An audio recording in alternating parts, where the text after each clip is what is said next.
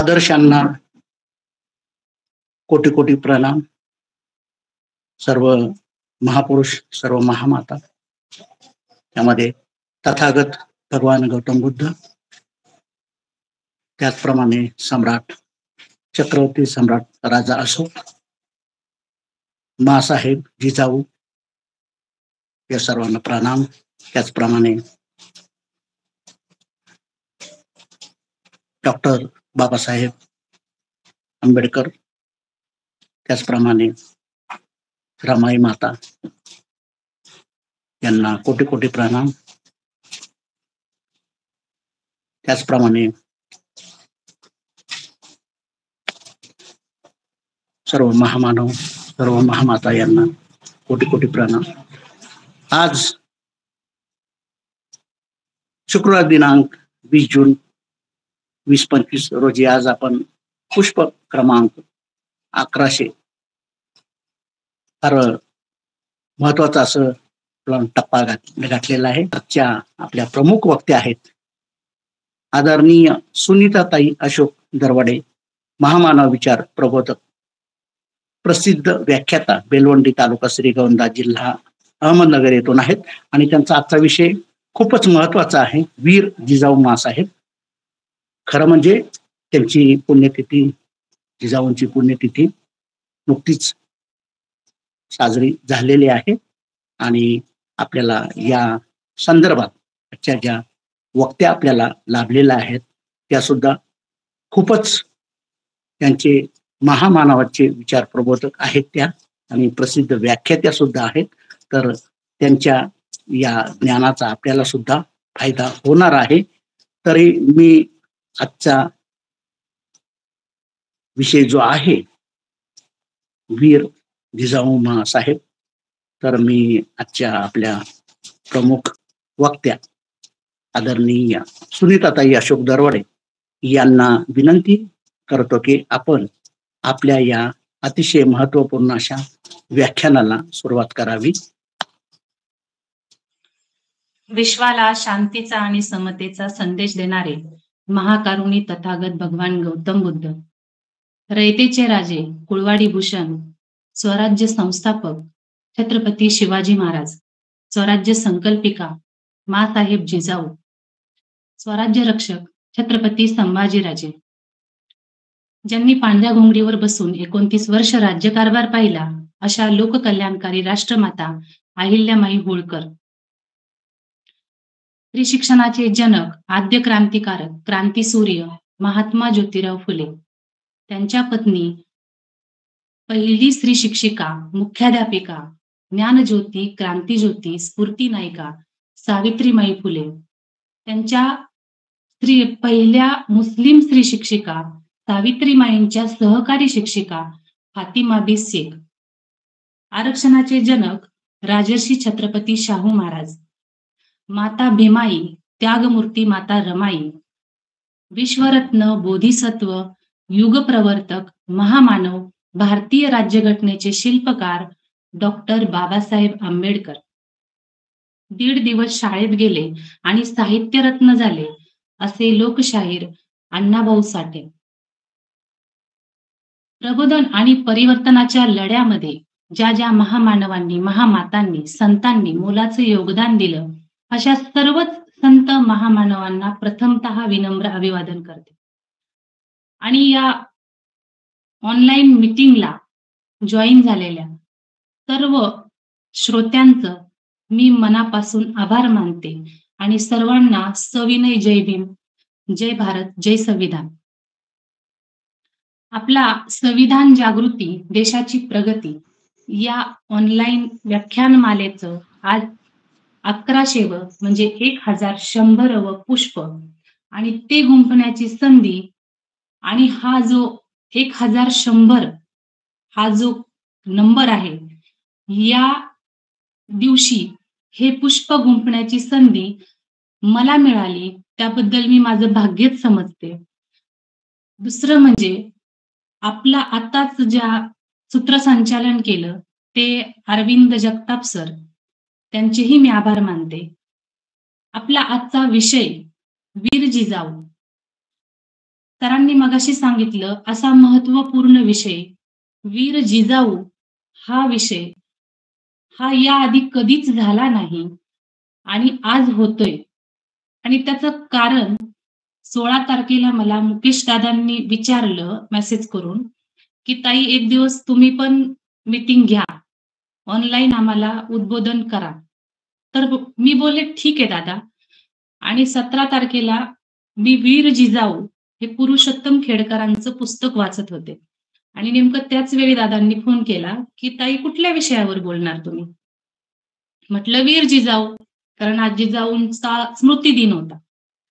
आणि त्यांनी सांगितलं, की हे 2-3 दिवस तर काही नाही, पण शुक्रवारी ताई विषय घेणार का? तर ठीक आहे बोलले मी. आणि आज आपला तो दिवस आणि वीर जिजाऊ हा विषय का निवडला ते सांगण्याचं कारण, की जिजाऊंचा 17 जून त्या दिवशी स्मृती दिन आणि त्या अनुषंगाने आज आपण या विषयावर बोलणार आहोत.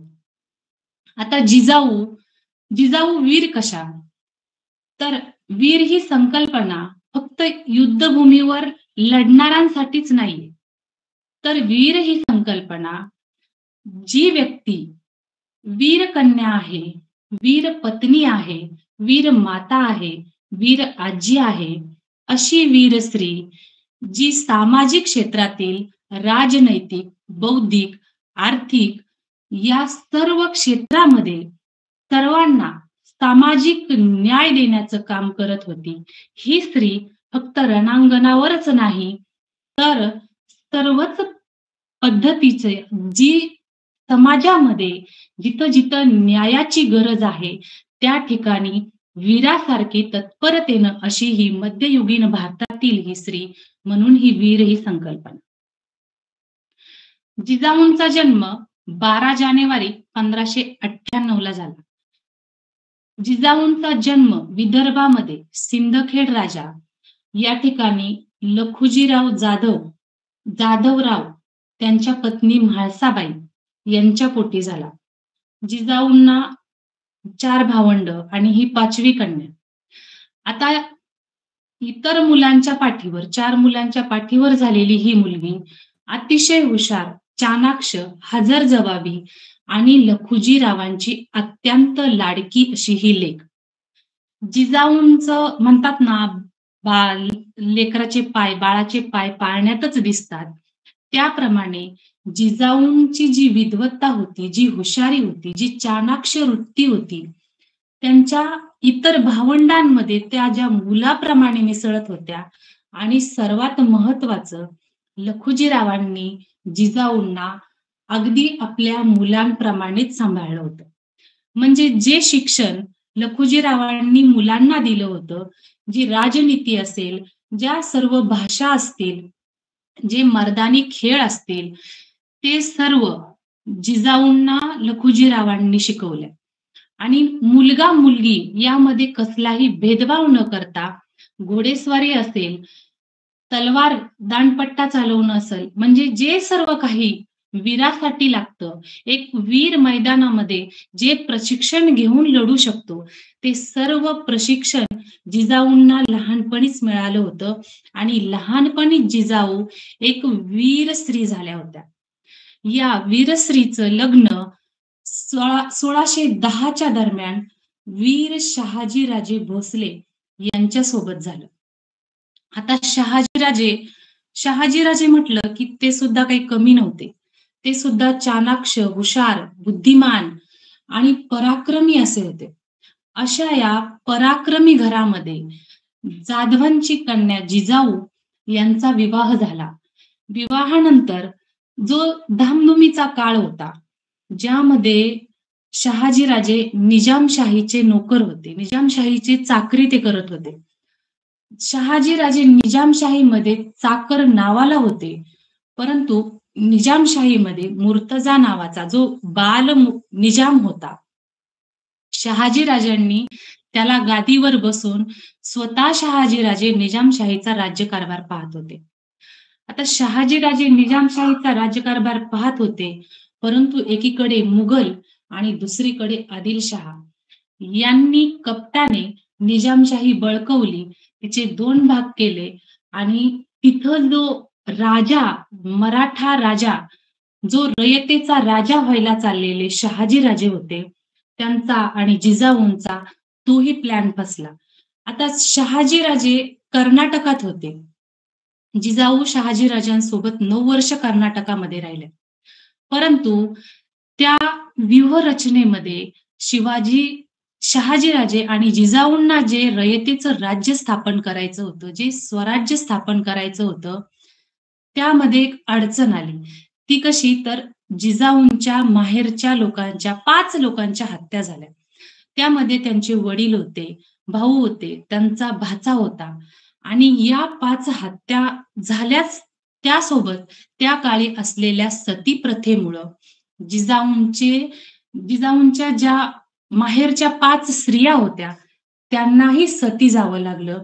अशा पद्धतीने कुटुंब एका जागी असेल आणि हे जर आदिलशाही, कुतुबशाही, निजामशाही यांनी असा कपटी डाव खेळला, तर संपूर्ण कुटुंब उद्ध्वस्त होईल. ही गोष्ट जिजाऊंनी जवळनं पाहिली होती. त्यांचं माहेर अक्षरशः संपलं होतं. हे सगळं अनुभवल्यामुळे जिजाऊ आणि शहाजीराजांनी एक प्लॅन केला, एक व्यूहरचना केली, की आपण सर्वांनी एकत्र न राहता जी जिजाऊंची सवत होती तुकाई, त्या तुकाईचं लग्न सुद्धा जिजाऊंनी एका राजकीय गरजेतून शहाजीराजांशी करून दिलं होतं. बघा त्याग किती मोठा असतो. जिजाऊ आणि शहाजीराजांनी विभक्त होण्याचा निर्णय घेतला, तो फक्त स्वराज्य वाढवण्यासाठी, रयतेचं राज्य निर्माण करण्यासाठी. आणि त्यानंतर जिजाऊ आणि शिवबा पुण्यामध्ये आले आणि कर्नाटकामध्ये तुकाई, शहाजीराजे, बाल व्यंकोजीराजे आणि जिजाऊंचा मोठा मुलगा बाळ संभाजीराजे राहिले. संभाजीराजांच्या वेळी ज्यावेळी जिजाऊ गरोदर होत्या, त्यावेळी या आदिलशाही आणि निजामशाहीमध्ये त्यांचा स्वतःचा भाऊ आणि दीर यांची एकमेकांकरवी हत्या घडवण्यात आली होती. आणि त्याचं दुःख जिजाऊंना एवढं होतं, की त्या प्रत्येक वेळी गरोदरपणामध्ये विचार करायच्या, की हे असं का झालं?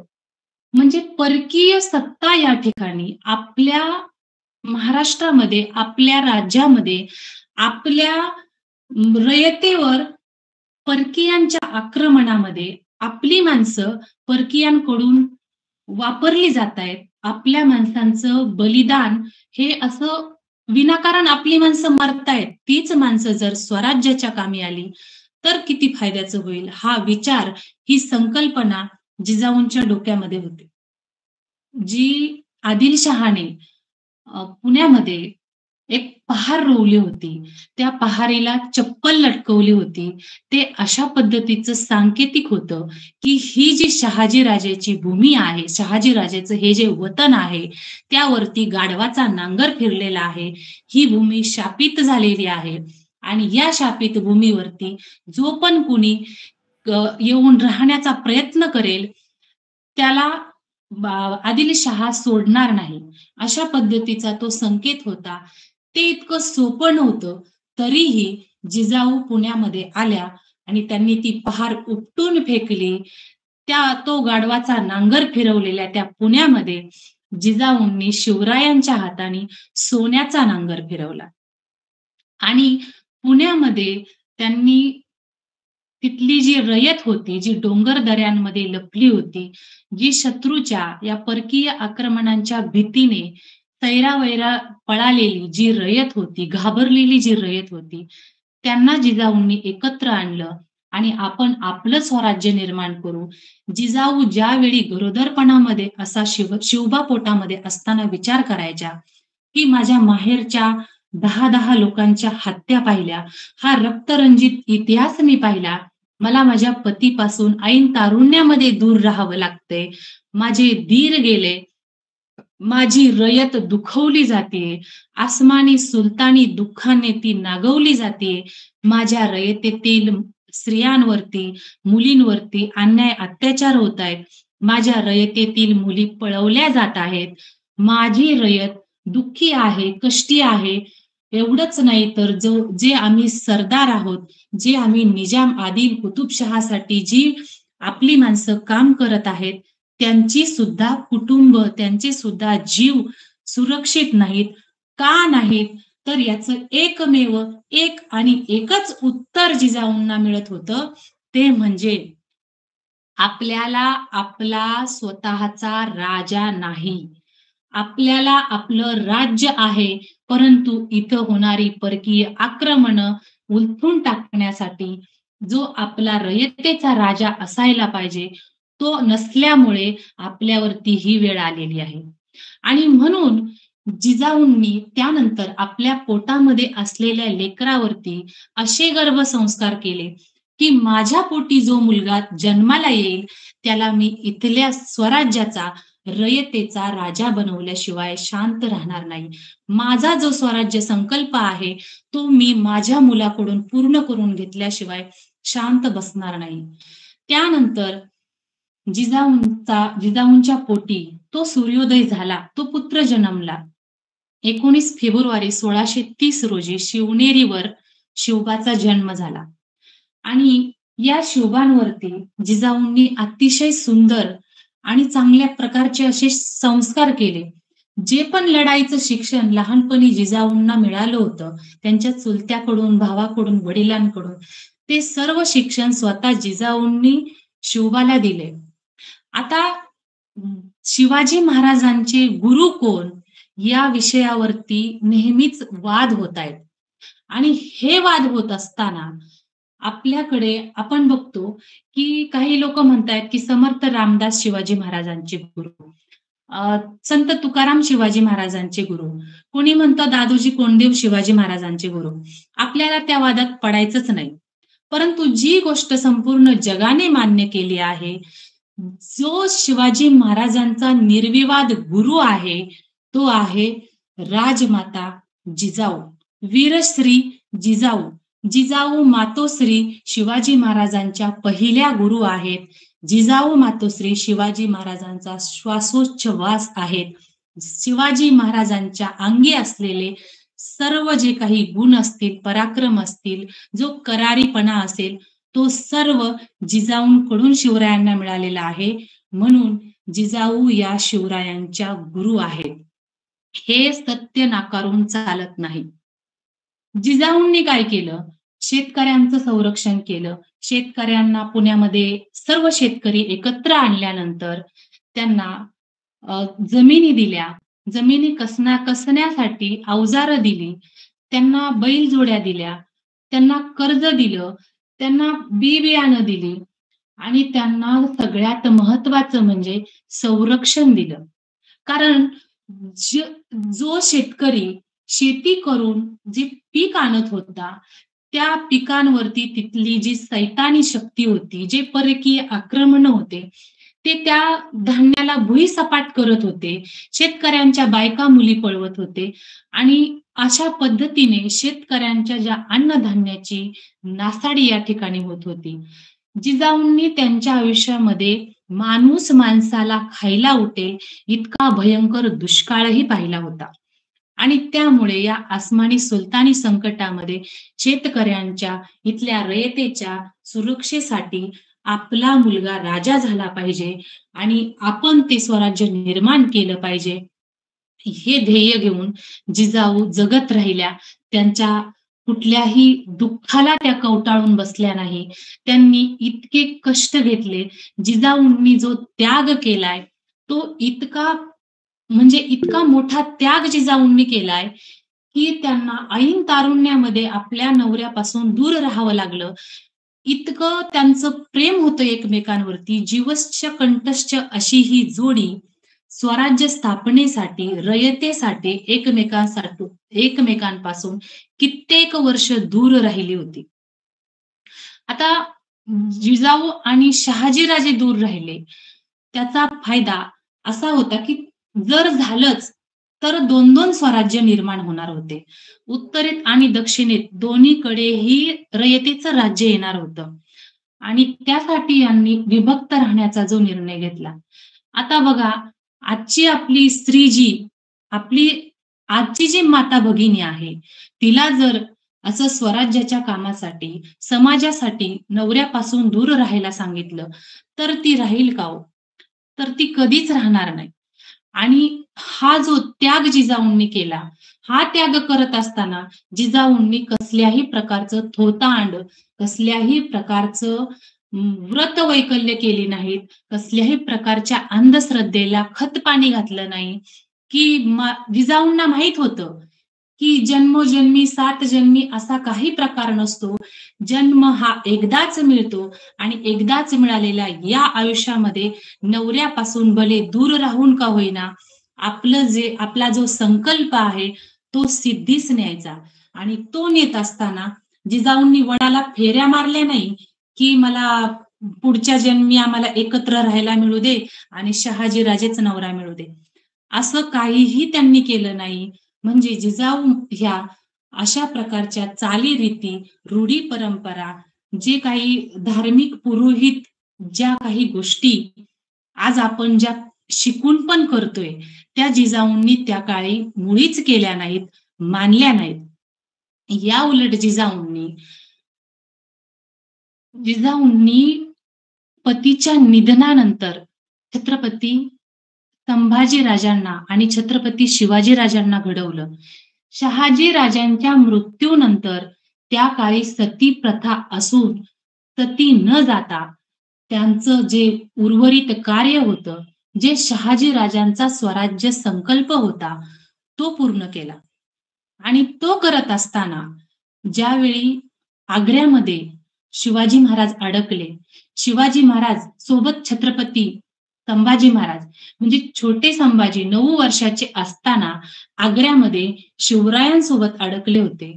आणि हे पिता पुत्र आग्र्यामध्ये अडकलेले असताना त्या कपटी निर्दयी औरंगजेबाच्या कैदेमध्ये असताना हा औरंगजेब इतका क्रूर होता, हे सर्वांनाच माहित आहे.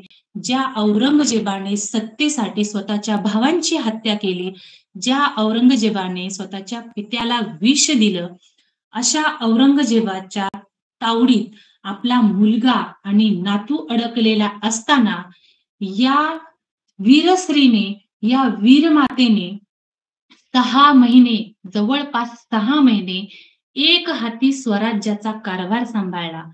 आणि त्या कालावधीमध्ये एकही किल्ला शत्रूच्या तावडीत जाऊ दिला नाही. उलट 3 किल्ले स्वतः पुढाकार घेऊन स्वराज्यामध्ये आणले. अशा या मातेने महिलांचं, वृद्धांचं आणि बालकांचं संरक्षण व्हावं म्हणून स्वराज्यामध्ये विशेष तरतुदी केल्या होत्या. त्या कशा मी थोडक्यात सांगते. ज्यावेळी एका शेतकऱ्याच्या मुलीवर रांझ्याच्या पाटलाने बलात्कार केला, त्यावेळी त्याचे हातपाय कलम करण्याची शिक्षा ही जिजाऊंनी द्यायला सांगितली. म्हणजे स्वराज्यातील ज्या माय बहिणी आहेत, त्यांच्यावरती कुणीही वाईट नजर ठेवणार नाही, तिला मान सन्मान देतील, आईचा दर्जा देतील, ही शिकवण जिजाऊंची. वृद्धांचं संरक्षण कसं केलं, तर ज्यावेळी जिजाऊंच्या शिवरायांसोबत लढण्यासाठी जे सैनिक असायचे, ते सैनिक लढाईवर जाताना त्यांचे घरी लहान मुलं आणि वृद्ध आई वडील असायचे. आणि जिजाऊ बघा त्यांचं किती बारीक धोरण होतं, किती त्या दक्ष असायच्या, की जर सैनिक लढाईला जात असेल, तो 6 महिने का घरातून बाहेर राहत नाही, त्याने जाताना सोबत पत्नीला न्यायचं नाही. जर त्याने त्याची पत्नी सोबत नेली, तर पाठीमागे घरी असलेले त्याचे जे वृद्ध आई वडील आहेत, त्यांची सेवा करण्यासाठी कोणी तरुण व्यक्ती घरामध्ये असणार नाही. म्हणून जिजाऊंनी त्या सैनिकांना सोबत त्यांच्या पत्नीला न्यायला विरोध केला होता. तशी ताकीदच दिली होती. अजून एक ताकीद जिजाऊंनी दिली होती, की तुम्ही ज्यावेळी लढाईला जाल, ज्यावेळी तुम्ही घोड्यावर बसाल, ज्यावेळी तुम्हाला मैलाचा प्रवास करायचा आहे, तुम्हाला अंतर कापत असताना एक गोष्ट लक्षात ठेवायची, तुम्हाला रयतेच्या शेतातून घोडे न्यायचे नाहीत. रयतेच्या भाजीच्या देठालाही फुकट हात लावायचा नाही. तुम्हाला घोड्यांसाठी वैरण हवीये, तुम्हाला खाण्यासाठी दाना पाणी हवाय, तर तुम्ही ती त्या पिकाची, त्या अन्नाची, त्या वैरणीची जी काही रक्कम असेल ती त्या शेतकऱ्याला द्यायची आणि मगच तिथून तुम्ही ती भाजी घ्यायची. म्हणजे हा जो दंडक होता, ही जी शेतकऱ्यांबद्दलची तळमळ होती, हा जो कळवळा होता, तो वीर जिजाऊंकडे होता. आणि वीरतेचं अजून एक लक्षण, ज्यावेळी अफजल खान महाराष्ट्रावरती चाल करून आला. आता अफजल खान ज्यावेळी महाराष्ट्रावरती चाल करून आला होता, आपल्या सर्वांना माहित आहे अफजल खान किती ताकदवर होता. अफजल खान 10 हत्तीचं बळ असलेला असा अतिशय बलाढ्य असा खूप शक्तिशाली, म्हणजे त्याची एवढी ताकद होती की तो सहज पहार वाकवत होता. जी लोखंडी पहार असते ती वाकवण्याची ताकद त्या अफजल खानामध्ये होती. असा बलाढ्य क्रूर असा अफजल खान ज्यावेळी स्वराज्यावर चालून येत होता, त्यावेळी लाखोंचं सैन्य अफजल खानासोबत होतं. आणि तो नुसता येत नव्हता, तर येता येता त्याला माहित होतं की शिवाजी राजाचं, जिजाऊंचं जे काही राज्य आहे, त्यांचा जो जीव आहे, तो जर कुठे असेल तर तो सोन्या नाण्यात नाही, तो तो कुठल्या किल्ल्यामध्ये नाही. जिजाऊ आणि शिवरायांचा जर जीव कुठे असेल, त्यांची जर माया कुठे असेल, तर ती रयतेवर आहे.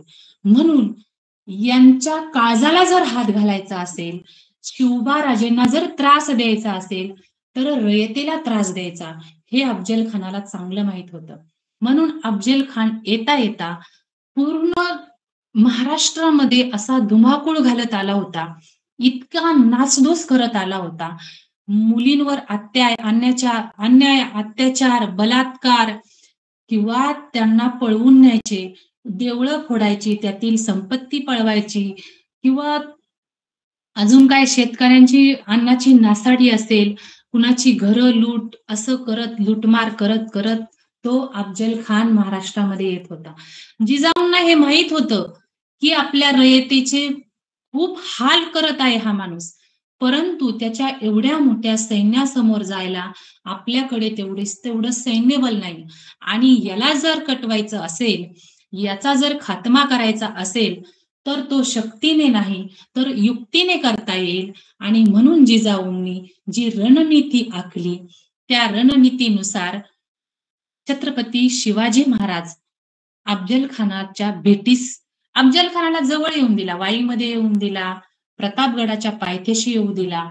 आणि ज्यावेळी त्या ठिकाणी अफजल खान आला, त्यावेळी शिवाजी महाराजांनी त्याला भेटीसाठी पत्र पाठवलं. शिवाजी महाराज भेटीसाठी जात असताना शिवाजी महाराजांनी आईकडे, जिजाऊंकडे पाहिलं. जिजाऊंकडे पाहिल्यानंतर जिजाऊंच्या लक्षात आलं की शिवबाच्या डोळ्यामध्ये कसली तरी काळजी आहे. आणि त्यावेळी जिजाऊंनी सांगितलं, राजे घाबरलात का? अजिबात घाबरायचं नाही. अफजल खानाला तुम्ही संपवायचं म्हणजे संपवायचं, कारण तुमचे मोठे बंधू जे संभाजी राजे आहेत, त्यांच्या वधाला जो कारणीभूत आहे तो अफजल खानच आहे. आणि जाऊन तुम्हाला तुमच्या बंधूंच्या, संभाजी राजेंच्या मृत्यूचा बदला घ्यायचा आहे. आणि तो घेत असताना तुमचं काही बरं वाईट झालं तर मी स्वतः संभाजी राजेंना सोबत घेऊन नातू संभाजींना गादीवर बसून राज्यकारभार पाहीन. परंतु शिवबा राजे, तुम्ही जायचंय आणि त्या अफजल खानाचा बदला घ्यायचाय. बघा कशी होती ही आई. आजची जर आई असा अफजल खानासारखा माणूस जर आपल्यावर चालून आला, तर पोराला म्हणेन, बाबा रे गप घरचं खा, घरात बस, तुला काय पडले, तुला काय कमी आहे, वाटलंस तर फिरून ये, तुला काय करायचंय ते कर, पण नसत्या फंद्यात पडू नको, काय करायचे तुला हे राजकारण, असं आपली आजची आई सांगेल. परंतु जिजाऊ त्यांच्या संकल्पापासून अजिबात तडजोड करत नव्हत्या. आता अफजल खानाचा खात्मा तर शिवरायांनी केलाच, आपल्या सर्वांना माहितीये. अफजल खानाच्या पोटामध्ये बिचव्या खुपसल्या. अफजल खानाचा वार चुकवण्यासाठी त्या ठिकाणी अ, जिवा महाला त्यांनी जो कुलकर्णी होता, कृष्णाजी भास्कर कुलकर्णी, त्यांनी शिवरायांवर वार केला. तो जिवा महाला यांनी स्वतःवर घेतला आणि त्याचं मुंडकं उडवून टाकलं. अशा पद्धतीची प्रतापगडावरची लढाई आपल्या सर्वांनाच माहीत आहे. त्यानंतर ज्यावेळी अफजल खानाला मारलं, त्यानंतर जिजाऊंनी त्याची कबर प्रतापगडावर बांधली. बघा, प्रतापगडावरती आपल्या दुश्मनाची कबर बांधणारी ही माता किती थोर असेल. कबर बांधली एवढंच नाही, तर त्या कबरीसाठी, त्या अफजल खानाच्या कबरीवर दिवाबत्तीसाठी स्वराज्यातून विशेष तरतूदही केली. आता आपल्या सर्वांना माहित आहे, अफजल खानाची ती कबर असेल, औरंगजेबाची कबर असेल, ती आपल्या छत्रपती शिवाजी महाराजांच्या, जिजाऊंच्या, छत्रपती संभाजी महाराजांच्या पराक्रमाचं प्रतीक आहे.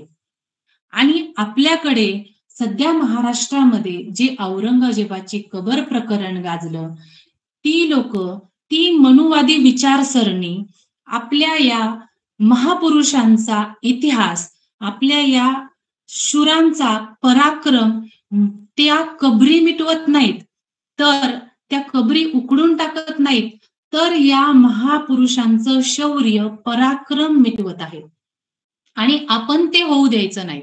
आपण आपल्या चळवळींच्या माध्यमातून, संघटनांच्या माध्यमातून जागृती करायची आहे आणि आपल्या या वीर पुरुषांच्या पराक्रमाचं प्रतीक असलेल्या या कबरी महाराष्ट्रामध्येच राहून द्यायच्या आहेत.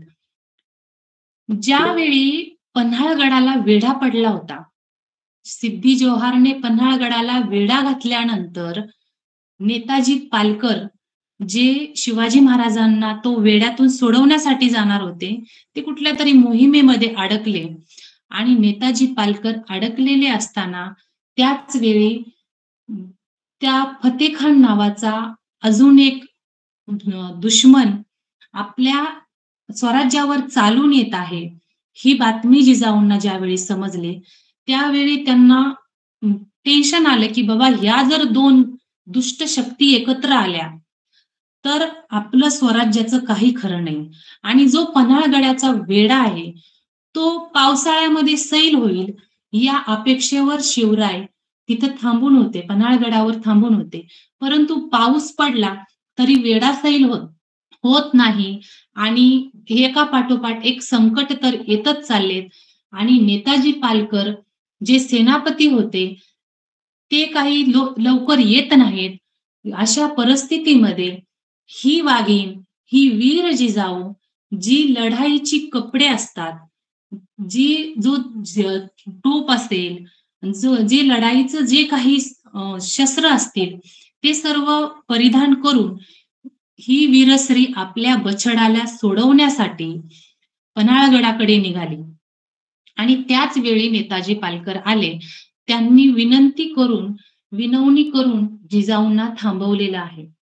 म्हणजे बघा, शत्रूच्या इतक्या प्रचंड विळख्यामध्ये जायला सुद्धा न घाबरणारी ही जिजाऊ, ही वीर स्त्री किती पराक्रमी असेल आणि कसलीही तडजोड हिच्याकडे होत नाही. म्हणजे आपण जिजाऊंकडून आज काय शिकलं पाहिजे तेही गरजेचे. आणि आपल्या सर्वांना माहित आहे जिजाऊंनी हे सर्व का केलं. जिजाऊंनी आपल्या जवळच्या लोकांचा जो रक्तरंजित इतिहास आहे, तो उघड्या डोळ्यांनी पाहिलाय. जवळची माणसं मरताना पाहिलीत. म्हणजे आपल्या कुटुंबापासून दूर राहण्याचा जो विरह आहे, तो सहन केलाय. रयतेचं दुःख पाहिले. आणि इतकं सगळं होत असताना आपला मुलगा वारंवार मृत्यूच्या दाढेमध्ये जात असताना जिजाऊ डगमगल्या नाहीत, घाबरल्या नाहीत. कारण जिजाऊंचं एक स्वप्न होतं, एक ध्येय होतं, ते म्हणजे शिवराज्याभिषेक. आपला स्वतःचा हा रयतेचा राजा. आणि तो राजा जिजाऊंनी ज्यावेळी शिवरायांना सिंहासनावर बसवण्याचं ठरवलं, 6 जून 1674 ला ज्यावेळी राज्याभिषेक करायचा ठरवला, त्यावेळी महाराष्ट्रातील काही सनातनी ब्राह्मण वृंद ज्यांनी राज्याभिषेकाला विरोध केला. हा विरोध इतका प्रचंड होता की रयतेमध्ये एक चुकीची कल्पना पसरवली की हा शिवाजी शूद्र आहे.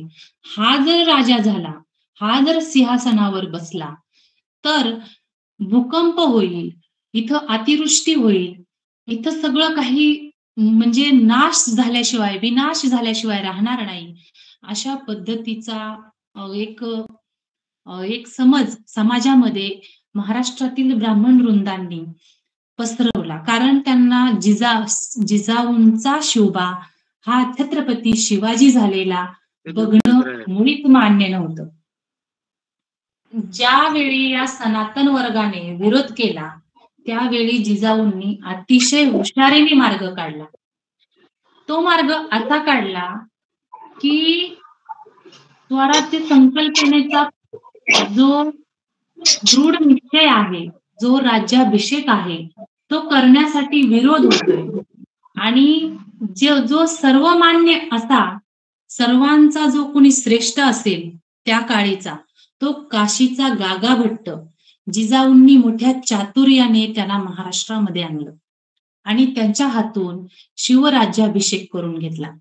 आता जिजाऊंनी शिवराज्याभिषेक करून घेतला कारण जिजाऊंच्या जीवनाचं ते अंतिम ध्येय होतं आणि ते ध्येय पूर्ण करण्यासाठी आतोनात परिश्रम घेतले आणि इतकं सोपं नव्हतं की एका सुभेदाराचा, एका सरदाराचा मुलगा हा छत्रपती व्हावा.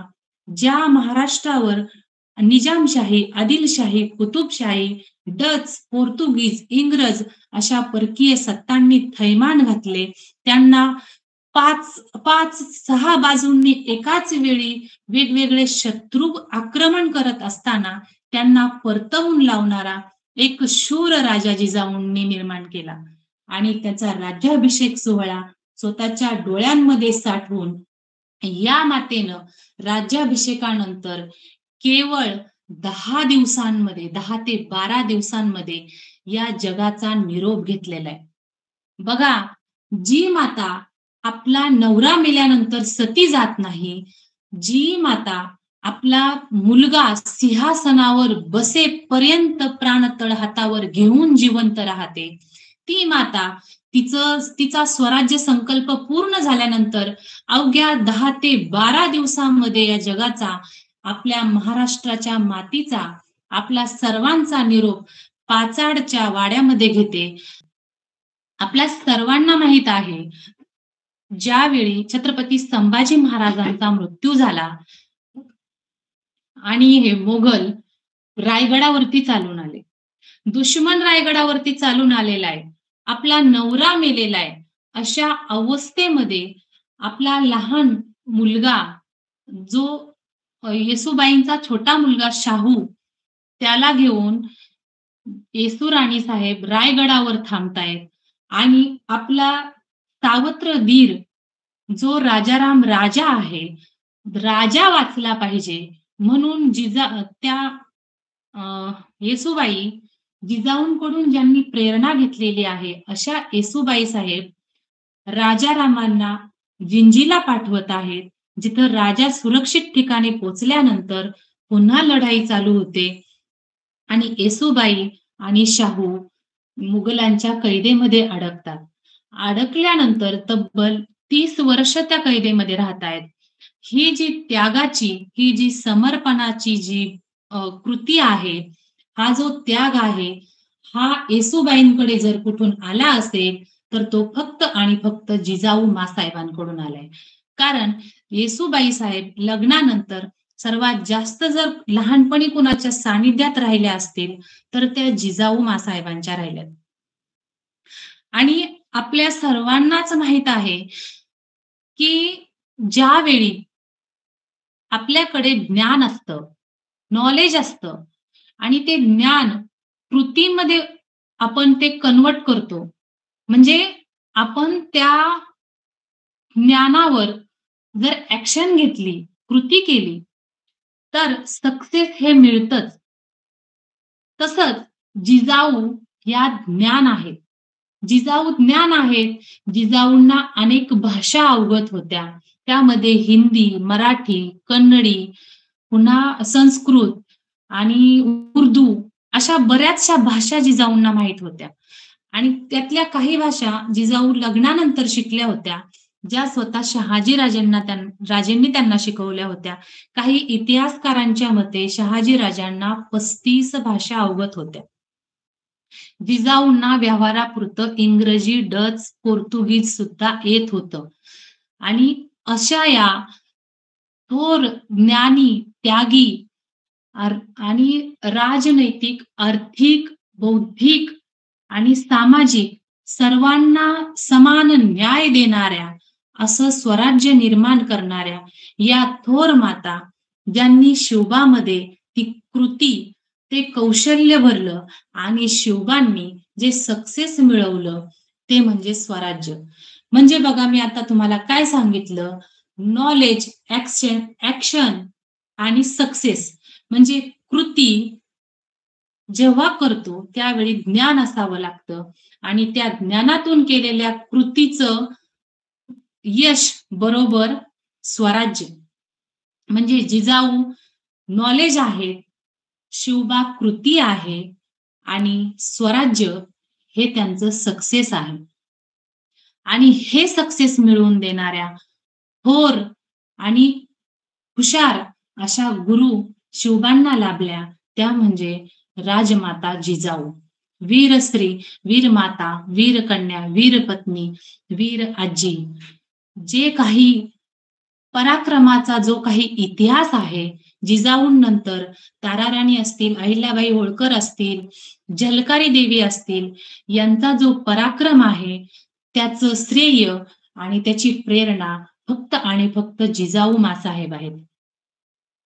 आणि पुढे जाऊन 19व्या शतकामध्ये सुद्धा ज्या काही समाज सुधारकांनी समाजासाठी कार्य केलं, आपल्या आयुष्यात शेवटच्या श्वासापर्यंत जे समाज सुधारक, राजर्षी शाहू महाराज असतील, महात्मा फुले असतील, महर्षी कर्वे असतील, सयाजीराव गायकवाड असतील, डॉक्टर बाबासाहेब आंबेडकर असतील, यांनी समाजामध्ये जी समता, जे रयतेवरचं जे प्रेम होतं, जो सर्वांना समान न्याय होता, तोच आज राज्यघटनेच्या माध्यमातून जे स्वराज्य शिवरायांचं होतं ते अभ्यासून बाबासाहेबांनी आज ते राज्यघटनेमध्ये मांडलं आहे.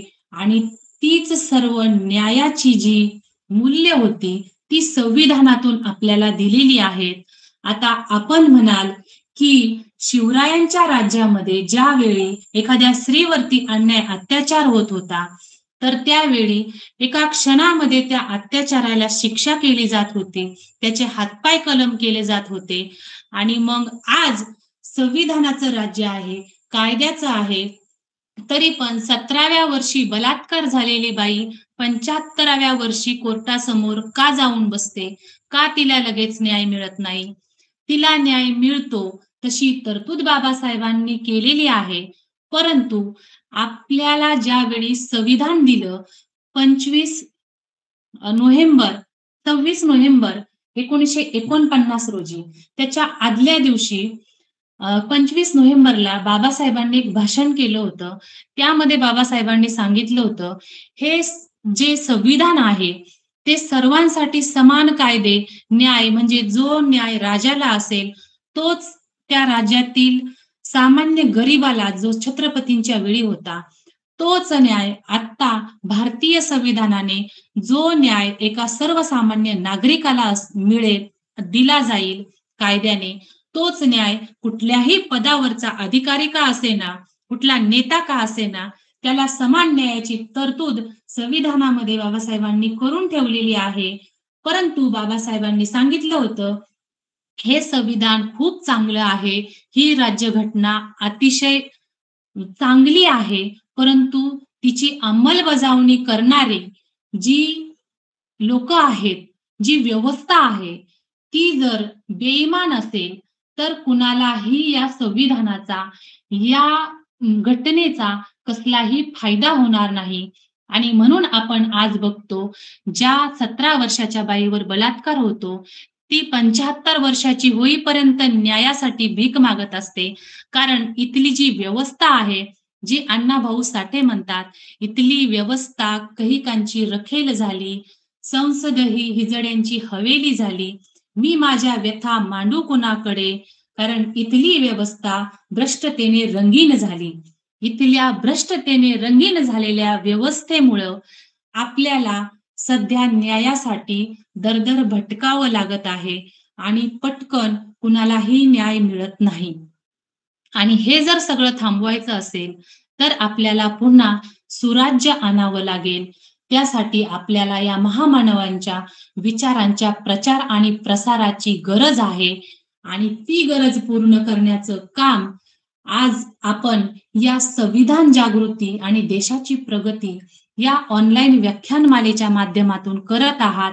आपल्या सर्वांचं हे कार्य कितीतरी मोठं आहे.